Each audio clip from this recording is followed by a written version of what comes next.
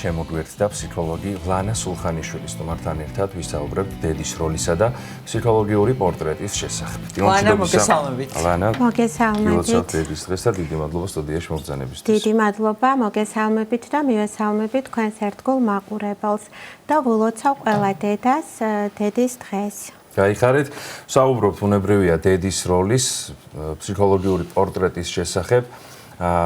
ბუნებრივია ძალიან ბევრი შეგვიძლია ვისაუბროთ ხომ დედაზე, ქალზე ზოგადად და შეიძლება ერთი გადაცემაც არ იყოს ხო ამ ყველაფერს, თუმცა აი მოკლე დროში რაც განკუთვნილი გვაქვს სასაუბრო დრო, შევეცადოთ რომ ავხსნათ და განმარტოთ დედის როლის სინამდვილეში, რაც წარმოადგენს და ფსიქოლოგიური კუთხით როგორი კავშირია დედასა და შვილს შორის. საინტერესო იქნება თქვენი აზრი. ძალიან დიდი მადლობა დასმული შეკითხვისათვის. ნამდვილად ეს არის ის თემა და ის საკითხი, რომელზეც შეიძლება ამომწურავად და დაუსრულებლად ისაუბრო. რა უნდა ვთქვა იმაზე მეტი დედაზე, რაც თქმულა, რაც დაწერილა.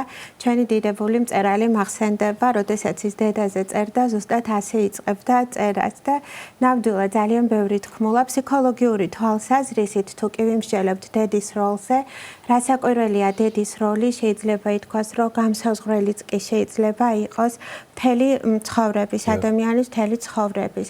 ანუ აქ საუბარი არის რაზე? რა თქმა უნდა, ყველაფერი იწყება ადრეული ბავშვობიდან და სწორი დამოკიდებულება ახსნის პროცესში როგორ მიმდინარეობს.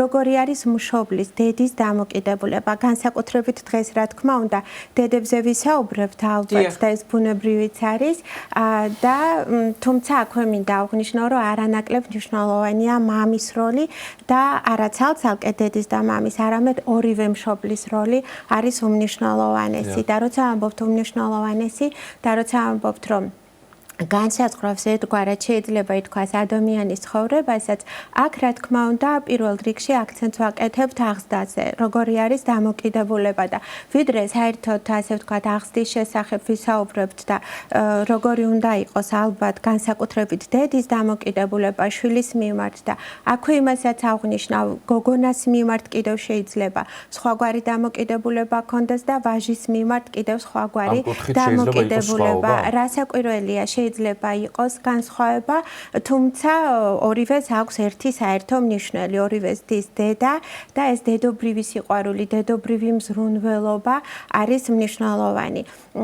ზოგადად, როცა ვამბობთ, რომ განსაზღვრავს და ეს ყველაფერი იწყება, რა თქმა უნდა, პირველ რიგში მუცლად ყოფნის პერიოდიდანაც, ხომ? დამოკიდებულება როგორი არის დედის შვილისადმი, საერთოდ მზაობა დედობისადმი, ხო? ანუ რამდენად მზად არის ადამიანი იმისათვის, რომ ის გახდეს დედა. ანუ მისი ფსიქოლოგიური მზაობა არის მნიშვნელოვანი და ფსიქოლოგიური მზაობა გარკვეულწილად არის ის, რაც საფუძვლად უდევს მერე აღზრდას და შვილისადმი სწორ დამოკიდებულებას. რამდენად სასურველია ეს ბავშვი ოჯახში, ხომ არ არის ეს ასე ვთქვათ, არასასურველი ბავშვი შეიძლება იყოს, მაგრამ მზაობა მაინც არ იყოს, ხომ არის ეს ეს ერთმანეთს კი, რა თქმა უნდა, არ არის პირდაპირ კავშირში, ბუნებრივია, შეიძლება იყოს შვილის სასურველი, მაგრამ მზად არ იყოს. სიმართლე გითხრათ, ყოველთვის აქვთ მშობლებს, განსაკუთრებით დედებს უკმარისობის განცდა. როგორი მზრუნველი მშობელიც არ უნდა იყოს, როგორი მოსიყვარულეც, როგორი მოალერსეც არ უნდა იყოს, მაინც აქვს ის განცდა, რომ რაღაცას აკლებს თავის შვილს. რა თქმა უნდა, ეს არის სწორედაც ის პასუხისმგებლობა და გაცნობიერება აი მდგომარეობის, იმ სტატუსის, რომელიც აქვს ზოგადად დედას და რომელიც აქვს ზოგადად მშობელს, ხო, მშობლობის ეს გაცნობიერება. ძალიან ძნელია, როდესაც არ არის ეს, იმიტომ რომ როცა გაცნობიერებულია, მაშინაც კი უკმარისობის განცდა აქვს და როდესაც არ არის გაცნობიერებული, კიდევ უფრო, ასე ვთქვათ, მეტად. ზოგადად, როდესაც ჩვენ ვსაუბრობთ დედაზე და დედის მნიშვნელობაზე ადამიანის ცხოვრებაში, მე ყოველთვის აი ამ დროს მახსენდება ხოლმე თავად ენობრივ სტრუქტურაშიც როგორ არის წარმოდგენილი ეს. ქართულ ენაში, სხვა ენებში შეიძლება, მაგრამ დიდწილად არის ქართულ ენაში, იმიტომ რომ ძალიან ბევრი სიტყვის ფუძე სიტყვად არის დედა და ეს კიდევ ერთხელ სწორედაც რომ აჩვენებს აი ჩვენი ერის რაღაცნაირად ესეთ ფსიქოლოგიურ პორტრეტსაც, ხომ? დედამიწა, დედაენა, დედაბუნება, დედაშვილობა და არის კიდევ სხვა სიტყვებიც, მაგრამ რადგანაც დედობაზე და ზოგადად დედაშვილობაზე ვსაუბრობთ, ამიტომ დედაზე გავაკეთე აქცენტი.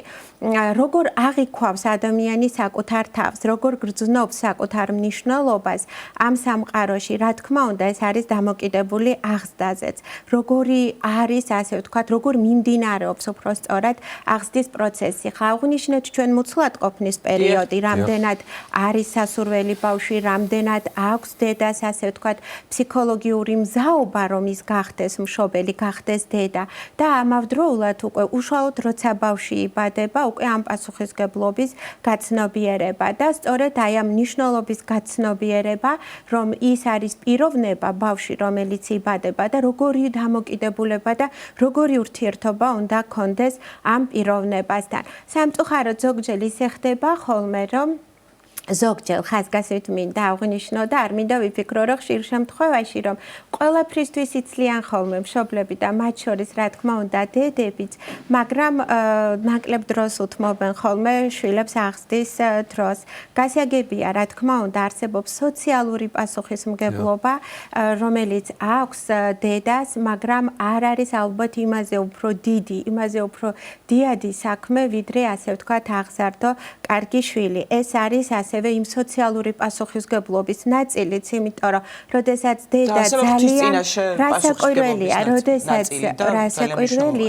როდესაც დედა ზრდის შვილს, ის ამავდროულად საზოგადო საქმესაც აკეთებს, ხო, ქვეყანას, სამშობლოს უზრდის ზნეკეთილ ძალიან ასე ვთქვათ, კარგ ადამიანს და ალბათ სწორედ ამას გულისხმობს ალბათ არა ნამდვილად ასეა ხომ პავლე მოციქულის სიტყვები რომ შვილების ასე ვთქვათ სწორედ ხმით ცხოვრების ქალი აქ არ ნიშნავს ის რომ ბევრი შვილი ყავდეს და მრავალი ხომ მხოლოდ და ამით ცხონდება შვილების სიმრავლით დედა არამედ როგორ შვილს აღზრდის კი როგორ შვილს აღზრდის როგორ ადამიანს აღზრდის ხო ვაჟაფშაველაც უნდა გავიხსენოთ ლამაზად შვილის ამხსნელი დედა მიცნია ღმერთდა დადო ესეც არ უნდა დაგვავიწყდეს და ზოგადად ძალიან დიდია პასუხისგებლობა იყო დედა და ბუნებრივი არის რომ ამბობთ განსაზღვრავს ადამიანის ცხოვრებას პირველ რიგში აგულისხმობთ იმას რომ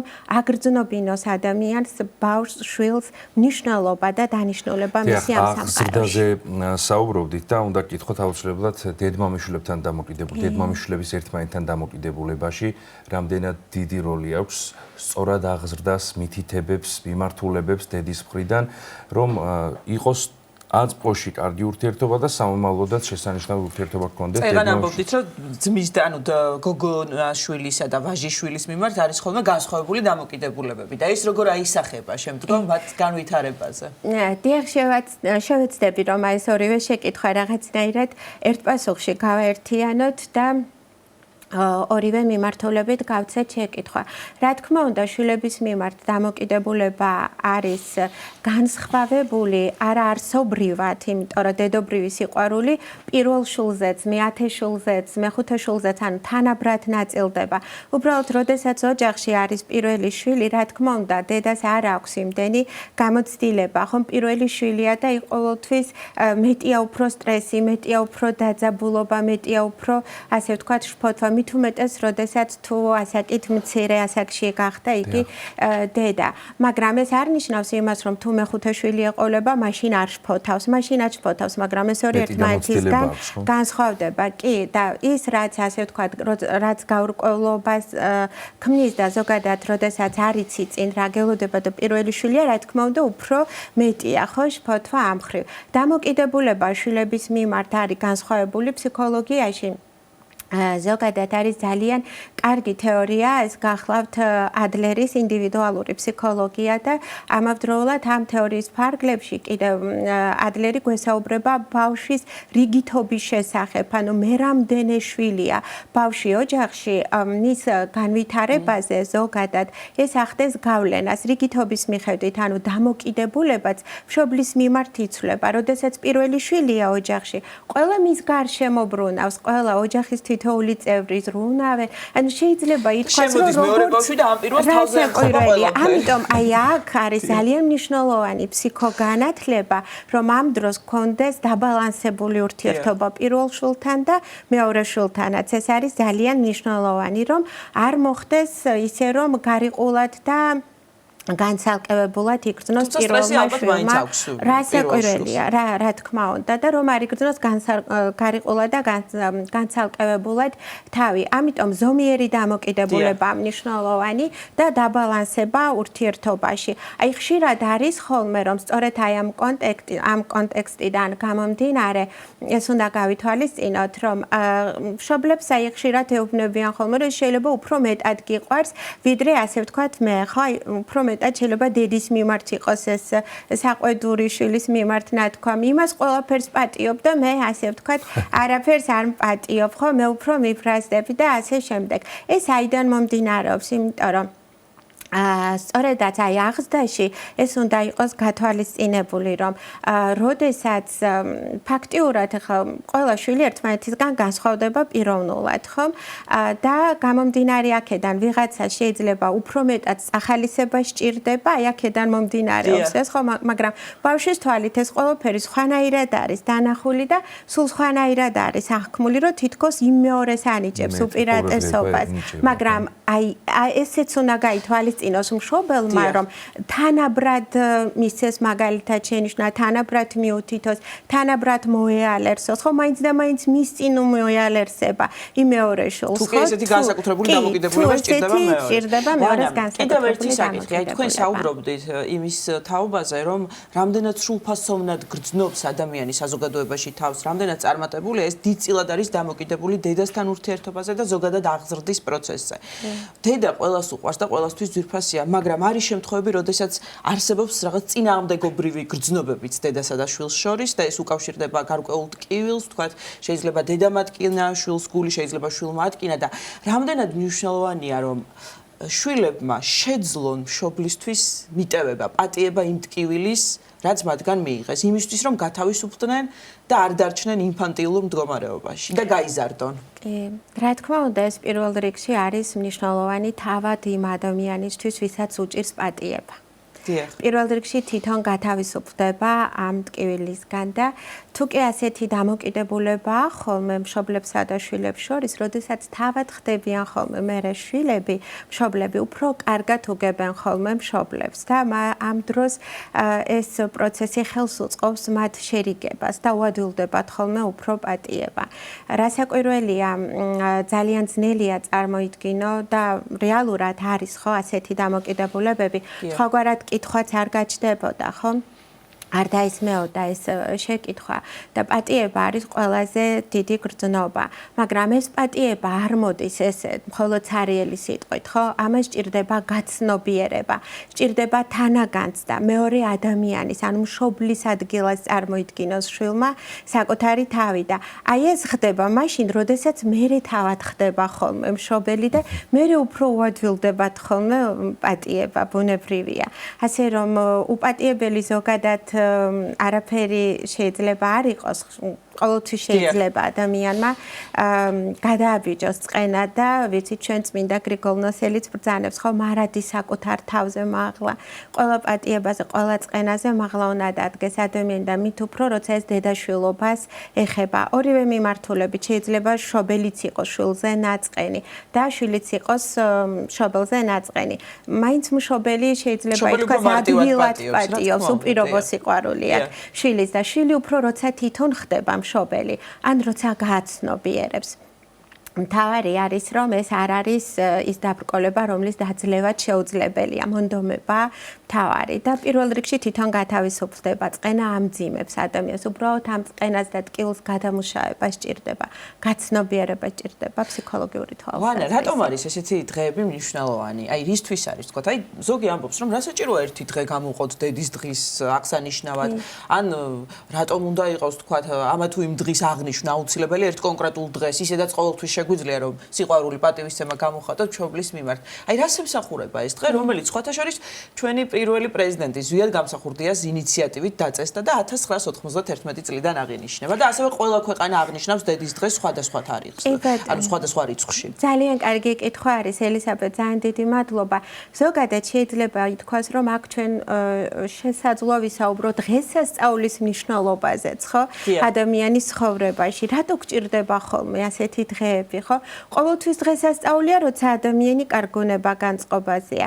როცა მშობელსა და შვილს შორის დიდი სიყვარული და ურთიერთპატივისცემა, ყოველთვის ახსოვთ ეს დღე, ხო?